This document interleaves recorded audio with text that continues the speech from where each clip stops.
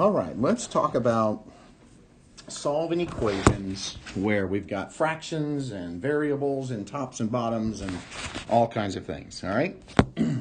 So I guess the first part of the assignment literally just says, hey, if you put 4 in for x, is it the answer? Is it a solution? Well, I don't know. Let's try it. 4 over 4 plus 4 minus 2 over 4. Does that equal 2 times 4 minus 8 over 4 squared? Well, I don't know. 4 over 8 minus 2 over 4. Let's see, that's 8 minus 8 is 0 over 16. Hey, isn't 4 over 8 1/2? And isn't 2 over 4 1/2? And yeah, that's basically 0 over 16 is 0. And 1/2 minus 1/2 is 0. So yes, 4 is a solution. Okay? Well, that's easy enough. It gets a little more complicated when we actually try to start solving. All right? Well, when I see this, I like to think back to the idea of proportions. All right? A over B equals C over D. And how do we solve proportions? Well, we can cross multiply. B times C equals A times D. And then you can decide if this is whichever one's the X, you can solve for it. And so if I can, I'm going to set this up so it's one fraction equaling another fraction, and then I'm going to cross multiply. 2 times x minus 3 has got to equal 1 times x plus 2. Well, that's going to be 2x minus 6 equals x plus 2. Now let's cancel out the x on that side, and you'll have x minus 6 equals 2. When we add 6 to both sides, we'll get x equals 8. Okay? Here's another one. It's already set up as one fraction equals another fraction. So I'm going to go 3 times negative 2 equals x times x plus 7. That's going to be negative 6 equals x squared plus 7x. Well, now, since there's an x squared there, I'm going to add 6 to both sides. I'm going to get x squared plus 7x plus 6 equals 0, and I'm going to try to factor this. All right, are there any factors of 6 that add up to 7? Yeah, 6 and 1 do. And so I've got it factored now. Either x equals negative 6 or x equals negative 1. Okay, now, when you do come up with two answers, it's possible that one of them works and one of them doesn't. So let's just check out negative 6. If I put negative 6 in here, this would be okay. That'd be negative 2. And this would be negative 2 also. So negative 6 works. What about negative 1? Put a negative 1 in here, you get negative 1/3, don't you? Put a negative 1 in here, you get negative 2/6, which is the same thing. They both work, okay? What if one of them didn't work? Well, then we would call that extra or extraneous, okay? That's that word we use when you get an answer, but it doesn't actually solve the problem, okay? Here's another one. It's one fraction equals another fraction, so let's cross multiply. X minus 2 times x minus 3 is going to equal x times x plus 1. Now, when we FOIL method here, we're going to get x squared minus 3x minus 2x plus 6 equals x squared plus 1.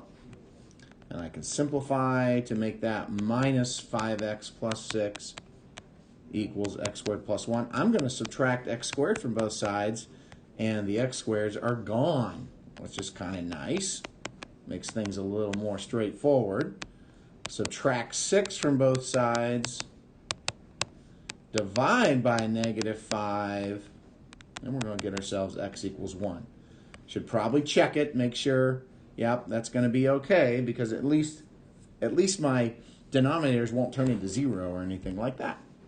All right? Okay, awesome. Now, what if it's not one fraction equals another fraction? Here we've got two fractions on one side. We've got really two fractions on the other side. I can make that whole number a fraction. So now I'm going to have to combine these into one fraction, and then I'm going to have to combine those into one fraction, all right? Which means I'm going to have to look for common denominators. And so I think the common denominator for 2 and x is 2x. So I'll multiply the top and the bottom here by x, and I'll multiply the top and the bottom here by 2. And that's going to give me the common denominator of 2x, but it's going to give me 3x plus 2 up here.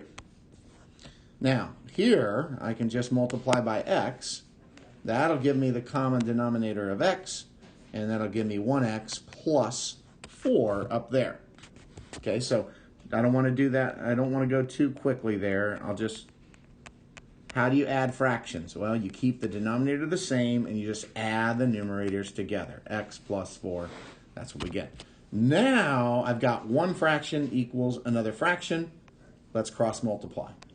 So x times 3x plus 2 equals 2x times x plus 4.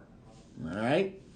And that's going to give us 3x squared plus 2x equals 2x squared plus 8x.